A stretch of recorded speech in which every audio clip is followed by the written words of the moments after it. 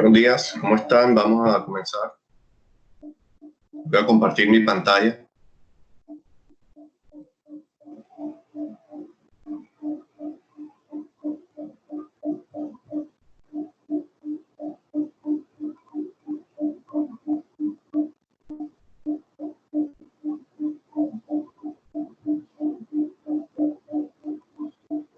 Ayer estaba viendo que hay gente que pone en un recuadro el video de la cámara mientras va hablando, pero ni idea cómo se hace en Teams. Eso se lo vi a un youtuber, profesor.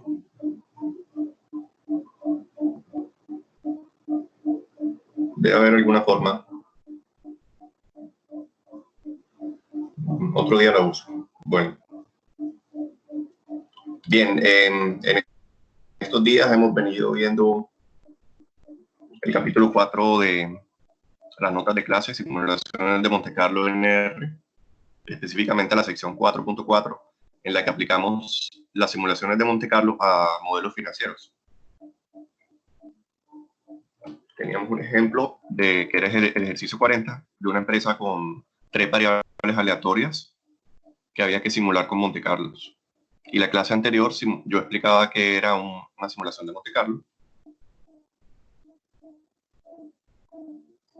Y simulábamos individualmente cada uno de esos 3 procesos aleatorios. El precio inicial, la tendencia del cambio anual del precio y el volumen de ventas. Explicábamos que un Monte Carlo consistía de un ciclo for en R, de una variable que contenía el número de simulaciones, que no podía irse muy alto porque hacía que el computador se pusiera muy lento. En mi caso, ese valor alto que hacía que el computador se pusiera lento estaba alrededor de, si no recuerdo mal, 800.000 simulaciones, dependiendo de si uno simulaba una triangular o una uniforme. Cambiaba ese valor, pero era más o menos de 800.000, 700.000 simulaciones.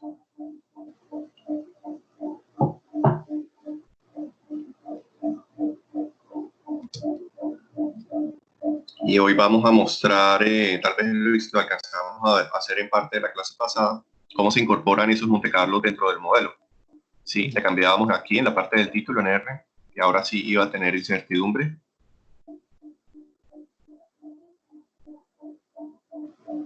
Explicábamos las partes nuevamente. Cambiábamos esto a el número de simulaciones. Vamos a ponerlo más grande. Sé que tengo margen como hasta 800.000, 700.000. Ahí ese número significa 40.000. Explicábamos esto de los ciclos for externos y los ciclos for internos que no tuvieran el mismo índice. Miren que los ciclos for internos tienen un índice I y el ciclo for externo, es decir, donde está anidado ese otro, tiene un índice J. Si estoy hablando en chino, vamos a explicar qué significa eso que acabo de decir.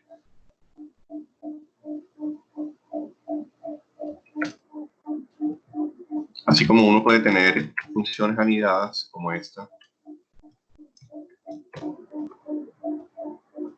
donde hay una función adentro de otra función. A la función de adentro se le conoce como la función interna, y a la que le va a calcular el promedio de esa otra se le llama la función externa. Por poner un ejemplo con el promedio o min. Con los ciclos for pasa algo parecido. Tú puedes tener un ciclo for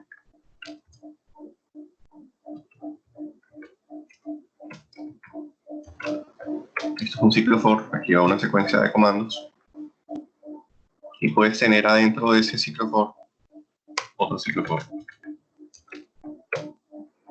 A este lo llamamos el ciclo for interno y a este el ciclo for externo. Y el número de veces que se van a ejecutar las cosas aquí sale de multiplicar el número de veces que hay acá en esta parte del paréntesis. Por ejemplo, si le ponemos aquí 2 y aquí 3, no, por lo general este tiene más que el otro.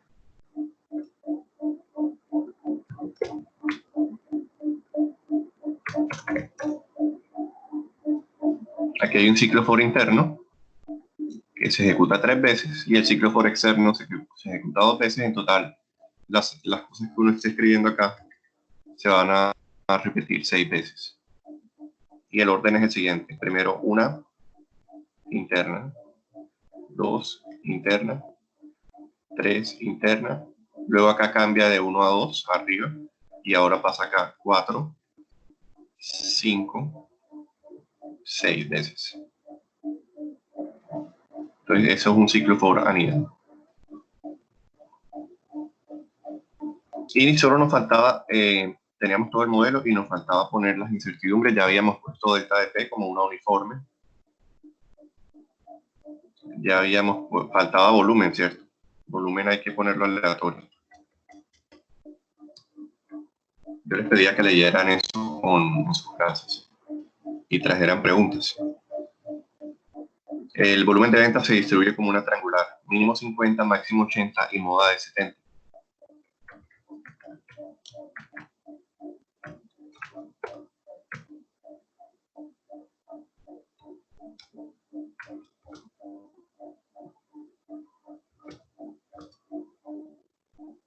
$50, 80, 70.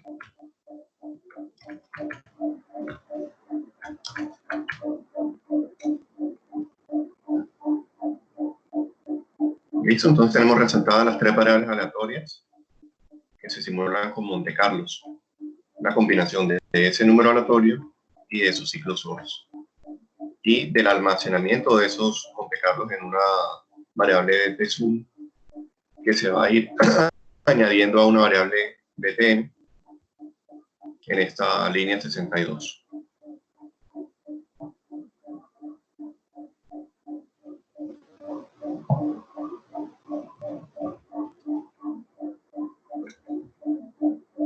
Y al final lo podemos graficar, que es una de las cosas que voy a explicar hoy. Entonces, si ejecutemos esto, vamos a ir haciéndolo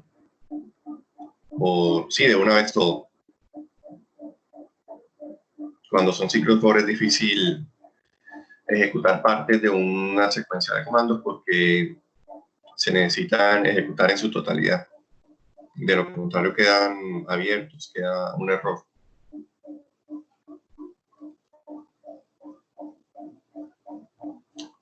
Me faltó ponerlo del beeper para cuando termine el programa. Vamos a cancelar acá.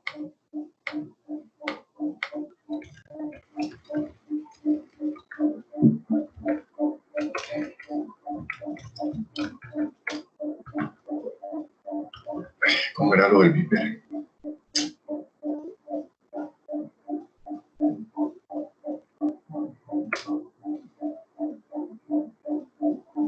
Vamos a ponerlo aquí al final del algoritmo.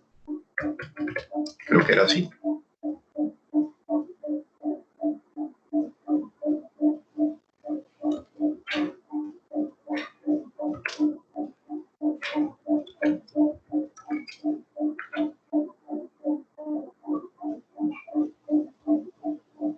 No.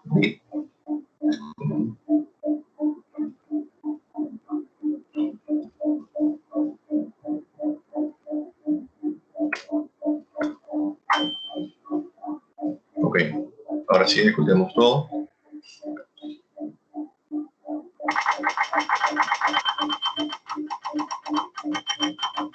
No, eso tiene que ejecutarse después del ciclo for, si no lo hace para cada parte del ciclo externo. Tiene que ser aquí saliéndonos del ciclo externo. Esta llave cierra los ciclos for. Esta me cierra este ciclo interno. Esta me cierra el ciclo externo. Si yo me paro aquí, debió haber quedado resaltado ahí arriba la llave que abre el ciclo. Mírenlo ahí. Aquí está.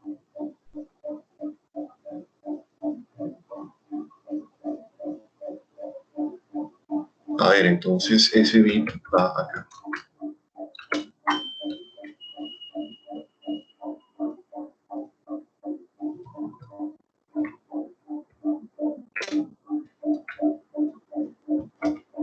Control enter.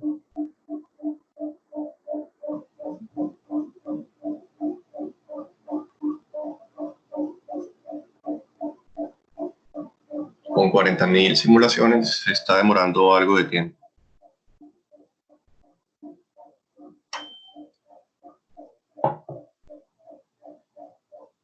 Ahí estuvo. Uy, esto está dando negativo el VPN. Vamos a revisar que todo esté bien.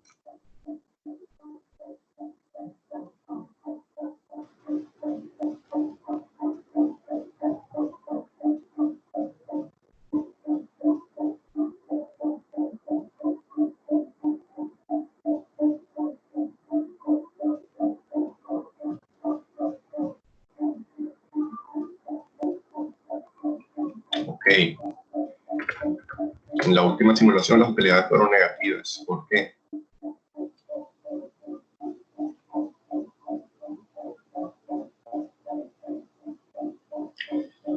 ¿Cuáles fueron los ingresos en esa última simulación? Muy bajitos, ¿no? Antes los ingresos nos daban más altos en el Excel. Vamos a abrir el Excel.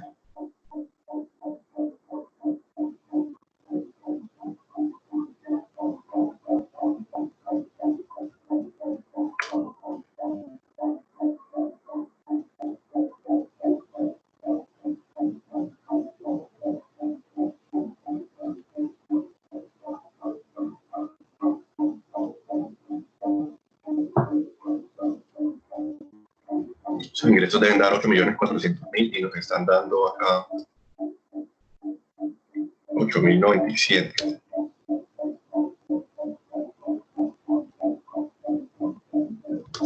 ¿Por qué? ¿Cuánto es el precio? ¿Precios están bien? O sea que el problema está en el volumen. Ah, los volúmenes tienen que estar en miles. Claro, no puede ser que venda solo 70 de discos duros, están vendiendo 70.000. Voy a corregir esa parte. 50.000 en notación científica, 80.000 en notación científica y 70.000 en notación científica. Muy bien.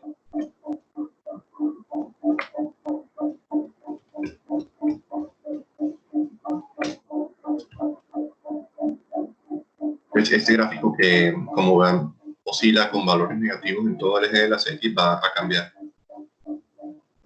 Con esa corrección que acabo de hacer, control enter, esperamos el dip.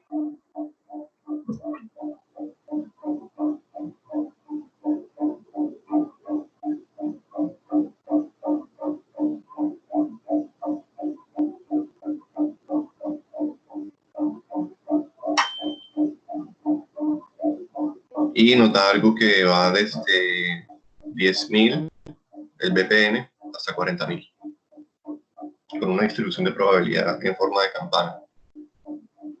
Esto es muy común cuando así tú le metas triangulares, uniformes, binomiales, Bernoullis, Poisson y chi cuadrado a tu modelo, que no tienen forma de campana, al combinarlas en un Monte Carlo y visualizar la variable de resultado, es probable que esta sí quede como una normal. Eso es por una ley en estadística que se llama la ley de los grandes números. No, mentira, esa es por la ley de... ¿Cuál es la ley de la normal?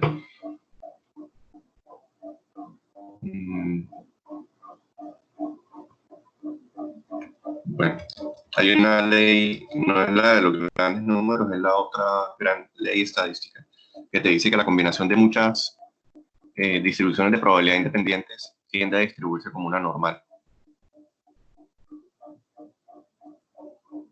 Es algo así como la ley del momento central, no recuerdo. Y con eso debemos llegar a un gráfico parecido al de nuestra simulación de Monte Carlo acá.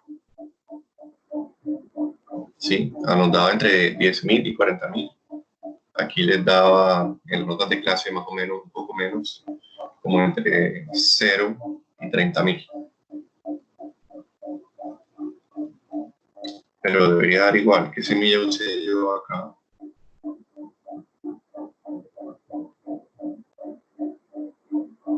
$2.000 simulaciones. Una semilla de 1. Aquí también.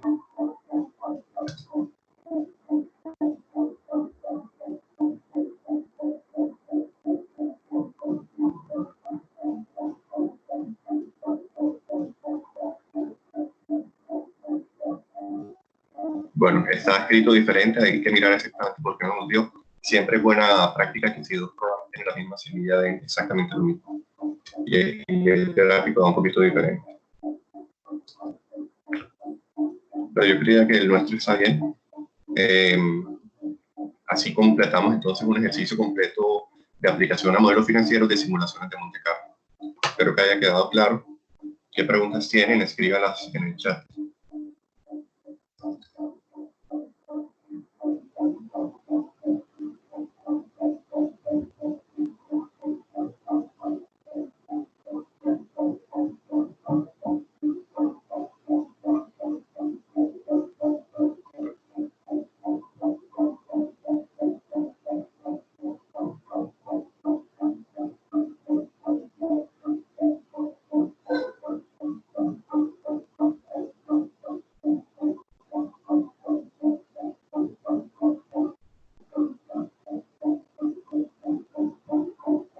Bien, notarán que reproduce este gráfico con la variable ist, con el comando ist. Es una función que el nombre es abreviado para histograma y entre paréntesis para el nombre de la variable que quiere graficar. Súper fácil de usar. Desafortunadamente produce un gráfico espantoso. Mírenlo acá. Compárenlo con ese que yo produje en el PDF, que es como más bonito. Entonces voy a copiar y pegar ese código. No voy a explicar todos los detalles porque es súper difícil dominar este tipo de gráficos. Hay que aprender un paquete de que se llama ggplot o gplot. Pero entonces les voy a enseñar, si les voy a copiar el código, les voy a enseñar qué partes de ese código se cambian cuando quieran usarlo o reutilizarlo o reciclarlo, ¿cierto? Una forma de trabajar es copiar código ajeno y saber qué partes tienen que hacer los pequeños cambios. ¿Dónde tengo yo ese gráfico? Está acá.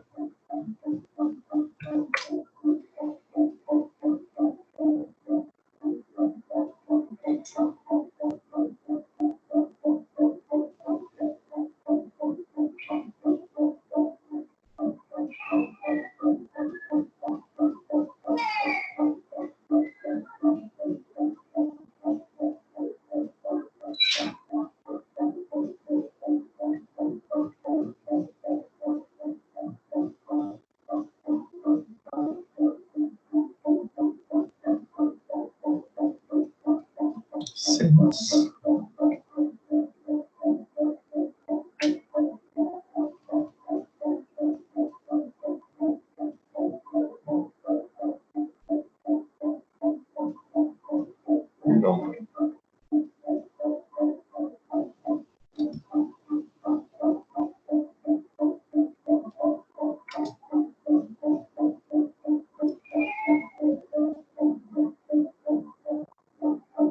Pero siempre me sirve.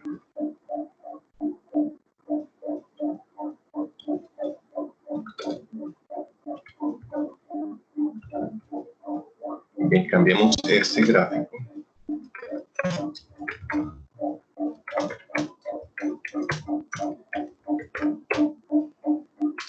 Lo apagamos. Y cambiamos solo lo que necesitamos. El BPM tiene que estar metido en una cosa llamada pathframe. Eso va a ser el primer paso.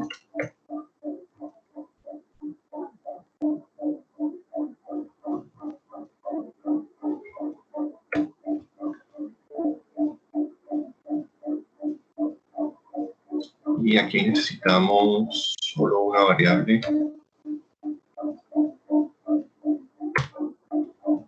Y en vez de guión bar, va guión list. Guión density.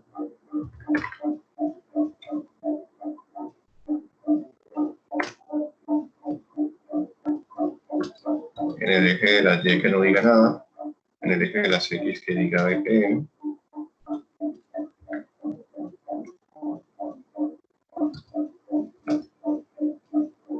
Que no tenga esto. Que no tenga escala. Y está funcionando con esta. Y ponerle un fill. Vamos a usar uno rojo para ver qué pasa. Uno negro.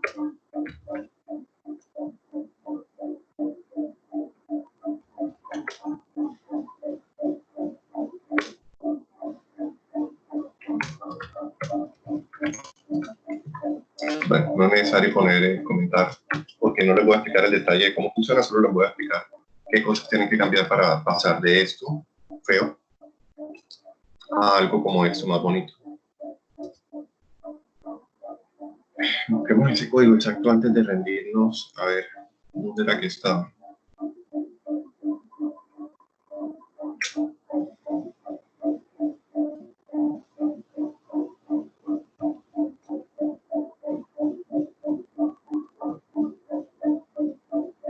No lo tengo acá.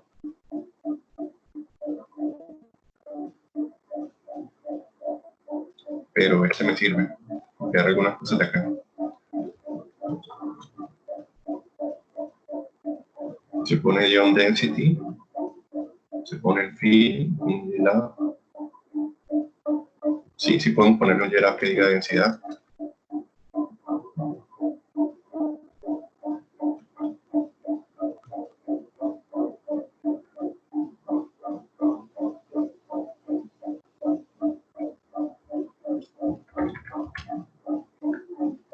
Y hay que tener esta función abierta. Vamos a abrir.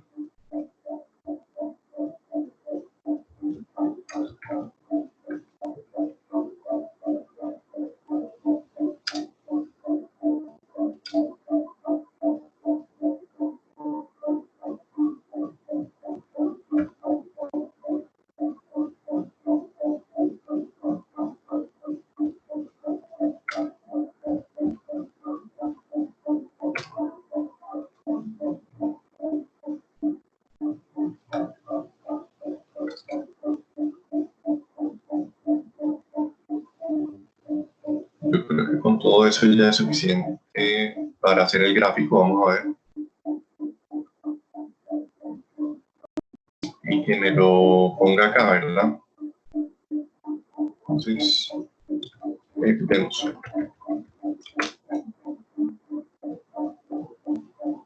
Lo más importante, para hacer gráficos necesito agregar un paquete que se llama ggplot 2.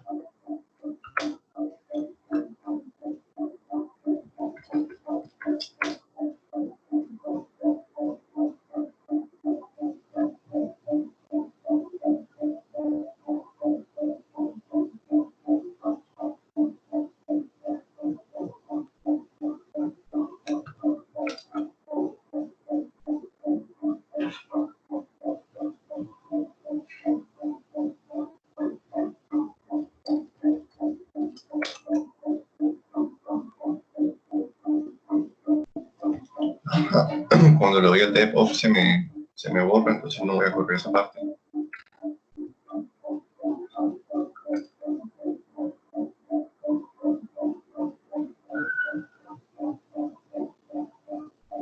Ese negro no me gusta mucho.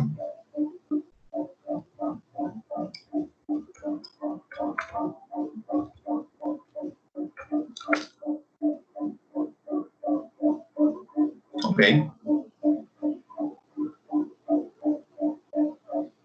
Eso está más decente, se puede exportar a grabarlo como imagen y lo copian en algún documento donde quieran hacer la presentación final del resultado del Monte Carlo. Entonces, ¿qué necesitan hacer? Vamos a ver si se parece a la que yo hice. Se le puede poner un poquito de transparencia y queda más chévere.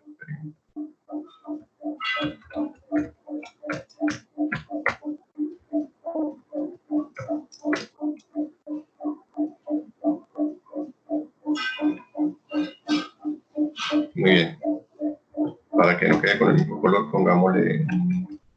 ¿Qué color le ponemos?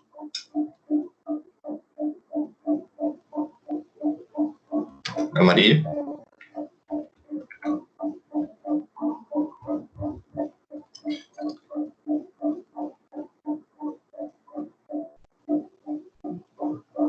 No sé. Bueno, esos son detalles ya estéticos, ¿no?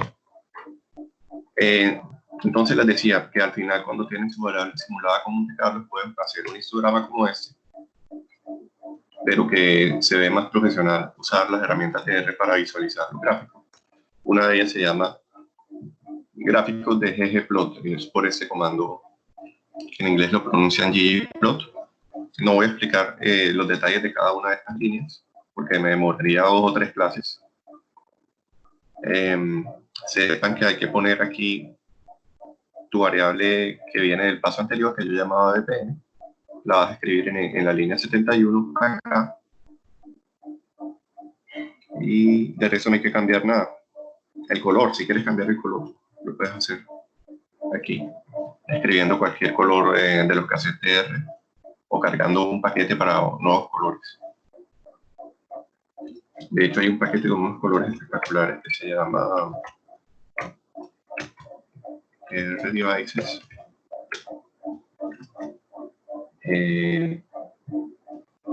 Creo que ahí fue donde usé ese color Cadet Blue 2.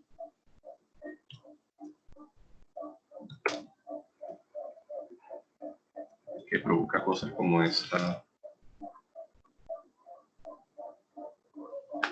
Sí, es como un azul agua marina. Si no estoy mal, fue el mismo que acá. No,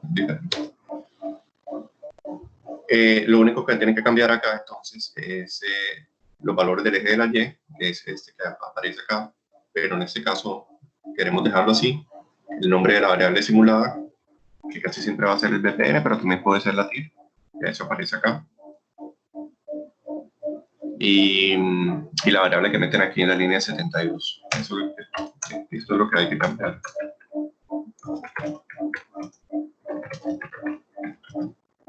Donde dice BPN, ponen su variable que quieren graficar. De resto todo igual. Si es un gráfico de distribución de probabilidad, un gráfico de densidad.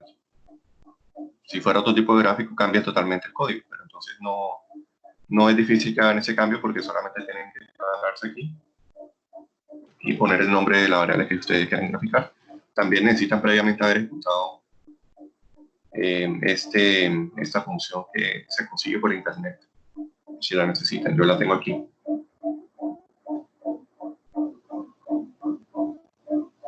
¿Cómo la consiguen? Vamos a mostrarles.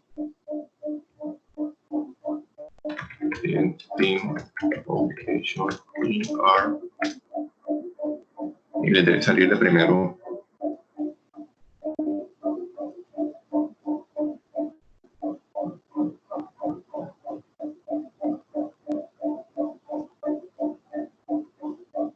una función por ahí que la pueden descargar con estos comandos de install.packages.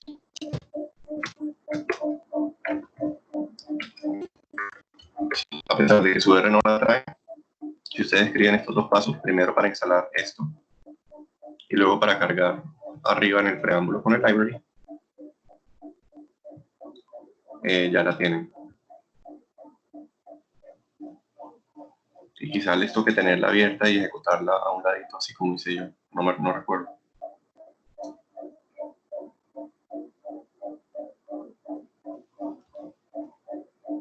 Bien, esa es la forma de hacer gráficos chéveres de valores presentes netos. ¿Qué preguntas tienen?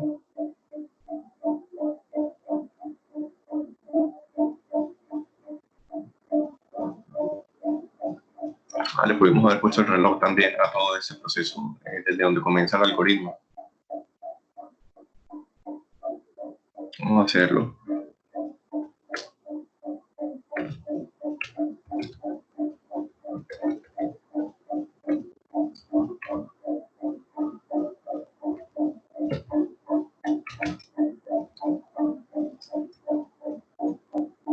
Hasta antes del bip.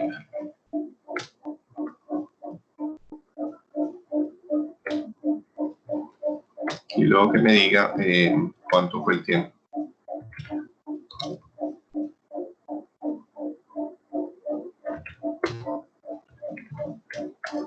y me lo imprima. O si quiero que me lo imprima en la misma línea, creo que puedo hacer esto. Entonces, este fue un modelo con 84 líneas de código, supremamente más avanzado que cualquier modelo financiero sin incertidumbre de esos que uno hacía en análisis financiero o en materias de ese estilo. Para terminar, vamos a hacerlo con un poquito más de simulaciones. Vamos a ponerle 50.000 y vamos a ver el resultado final.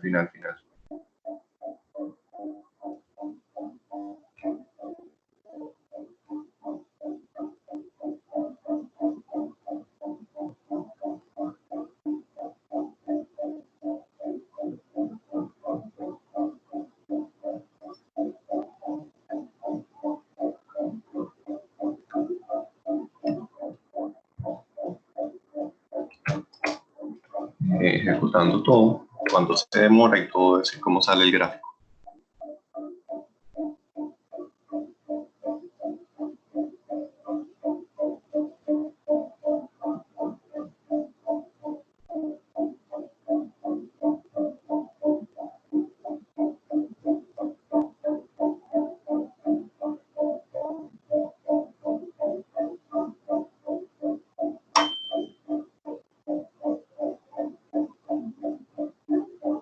Ahí estuvo, se demoró, ¿cuánto?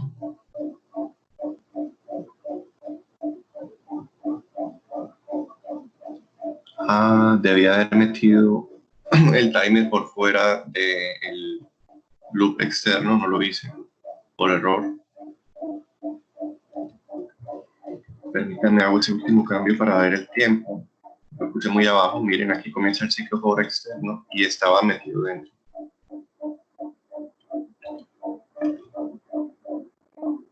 Esto tiene que tener un pie afuera de ese loop externo. Ahora sí. Lo hice muy rápido, vamos a aumentar a 60. El histograma no lo quiero, yo creo que yo había apagado ese histograma ahí abajo. Vamos a apagarlo, ya saben que lo hacen comentando con el numeral. Y ahora sí ejecutemos todo.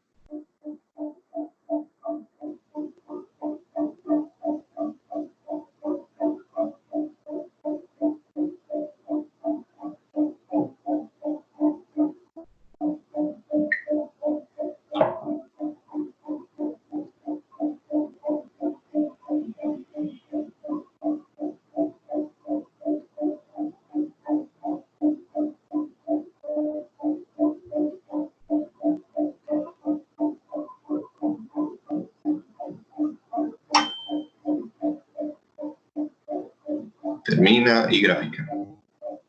Se demoró 34 segundos, un buen tiempo. Se puede todavía aumentar un poquito más sin que se trabe el computador. Entonces este modelo lo voy a subir a Sabio, ya está listo. Tengo que revisar los detalles de por qué no me da igual al de las notas de clase, pero me parece que este está mejor. Entonces lo voy a subir a Sabio para que ustedes lo puedan descargar y cambiar según las cosas que vamos a ir pidiendo de aquí al final del tercer corte. ¿Qué preguntas tienen? Vamos a terminar, por favor escríbanlas en el chat.